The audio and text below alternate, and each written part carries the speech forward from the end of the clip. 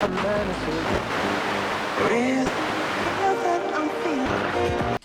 always turns out badly, doesn't it, when I say this is going to be a straightforward one. But I think this might be a straightforward one. This is a Roberts R900, which is a 1980s radio, and I received it and it said on and off switch missing, and I thought, well, maybe it's just the button that's missing, you know.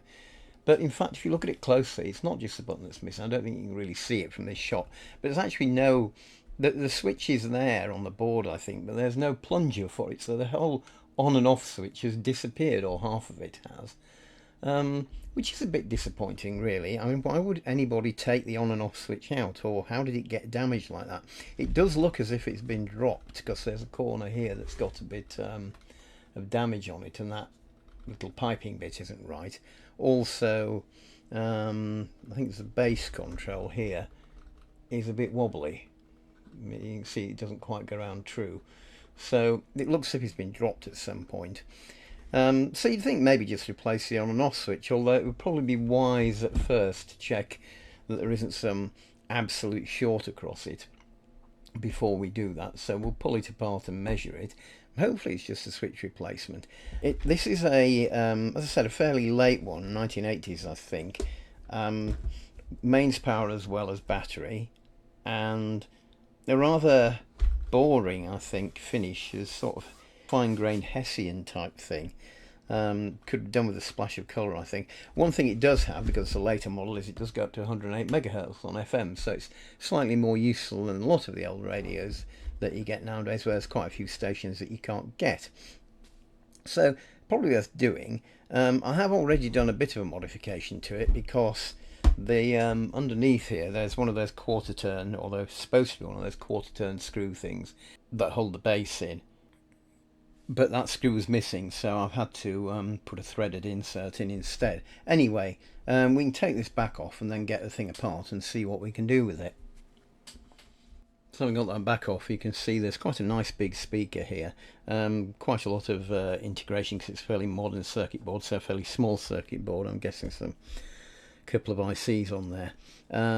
Mains power, I'm hoping that the switch doesn't switch the mains power. I can't imagine it does, given where it is, but we'll be able to see when we get the thing apart.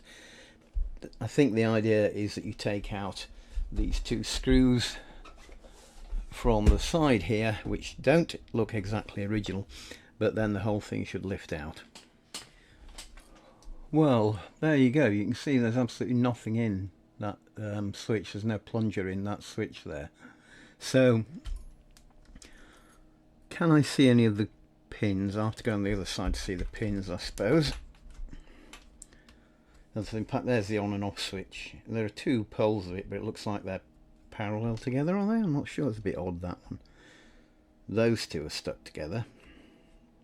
Anyway, let's just measure into the battery and see if there is in fact any short circuit there. Well, I measured across it and there's no short, so I've wired it all up, and it looks like if I short out that switch where the switch will be,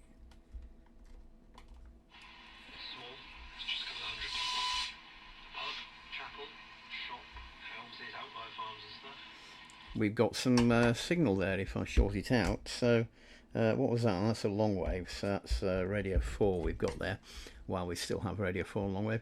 So if I can find a switch and fit it into here, we should be in business.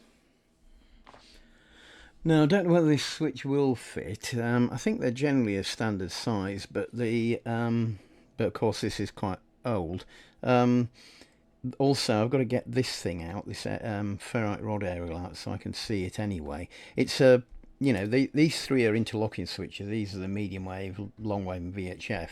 But this is obviously a push on, push off thing, so that shouldn't be a problem. You don't have any interlocking issues to worry about. So the first thing, I suppose, is how to get this ferrite rod off, and it doesn't look particularly easy to do, because it looks as if it's been jammed it or clamped in by this piece here, which looks as if it's soldered onto the board underneath, which is generally a bit disappointing. Also, all the wires are wound around it, which, how he's supposed to get that out, I have no idea really. I was hoping there'd be a nice sort of quick release clamp, but it doesn't look like that. It looks like I've got to unsolder 6 connections onto that to pull it out, which is typical. You know, you'd have thought this is a later Roberts, and you'd have thought they'd have learned something from earlier attempts at making things maintenance friendly, but they obviously haven't. That should really just be a couple of clips that pull out, but I can't see that happening here. Well, surprisingly, it wasn't too difficult to desolder and pull out, so that's something.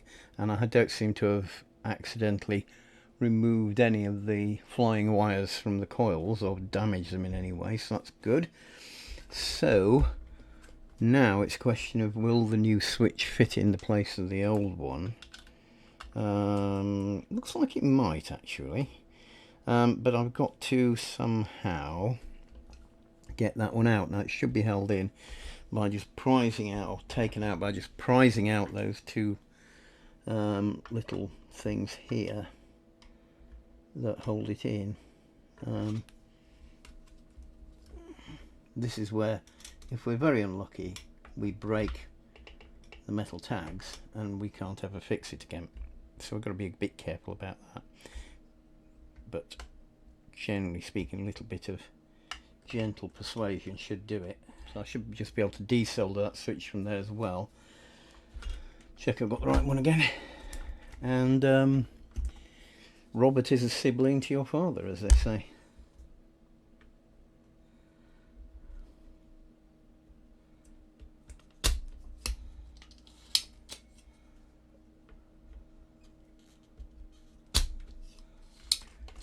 So does the switch now come out, is the question. No, of course not.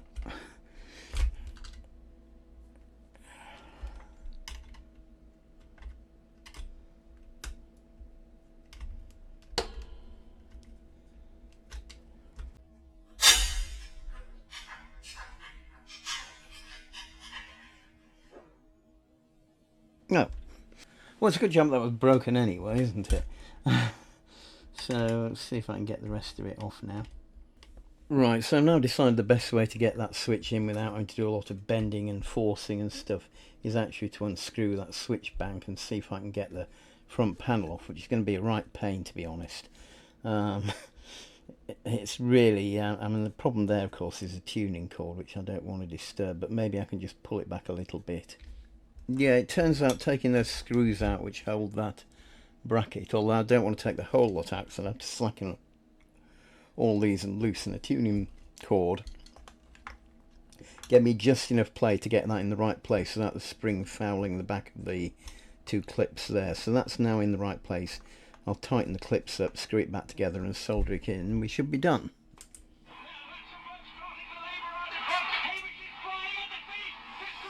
Well, it seems to be working. That's on medium wave, I think.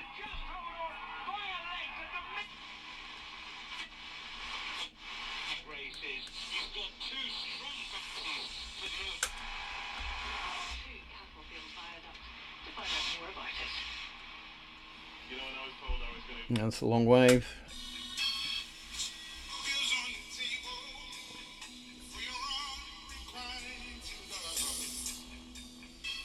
That's the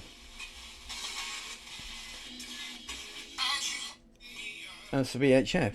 Now, bass and treble controls seem to work okay. I'll give them a clean anyway. Haven't checked the alignment of the tuning, which I possibly should, but otherwise seems okay. The speaker it's running on is not the actual speaker from the set, it's a spare speaker that I use for these things over here, because the actual speaker is obviously screwed into the set and the leads wouldn't reach properly. I suppose I could try clumping it over there with these crock leads, but in any case I'll just put it all back together now and we'll see how it performs when it's all in its proper state. When Zoe is exclusively revealing this year's lineup. Drumroll, please. Can't wait. You need to be listening to Zoe. Monday morning from 6:30 on BBC Radio 2. This is Ryland on Radio 2.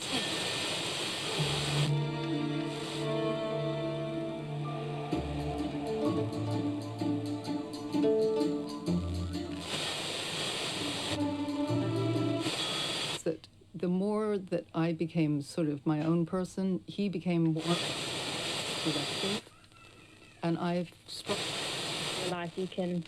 Look so tough, we come so far. Said I need to love someone. But you are maybe listening from Spain or Tenerife, like Gary and Sarah, who are currently listening in their bar in Tenerife. I've also made a change at prop.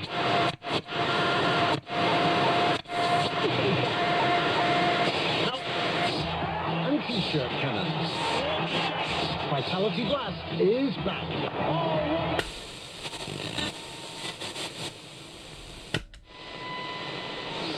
That was one side, and then with Bailey, it wasn't quite so much that way. He wanted to see things his own way. He wanted. So I think you can hear it sounds pretty good actually, and I'm quite pleased with how this worked out. I mean, regular viewers of this channel, and I've spoken to all 5 of them, will recall that I've not been entirely complimentary about some of the Roberts radios, at least the pre-digital versions, largely in terms of consistency and maintainability between different models, although I was a bit apprehensive about the amount of work which might be needed to change just one on and off switch, being that it's a Roberts radio. It actually wasn't too bad, and the sound of this radio is really good, although obviously it's a lot newer than some of the radios we look at. We're not straining the limits of germanium transistors on a copper heatsink or anything like that, so it would sound better, I'd expect. But the fact that it's got full band coverage is good, and I had no idea what happened to the original on and off switch and how it got damaged. Maybe somebody hit it very hard to turn it off because perhaps Jeremy Vine was coming on or something like that.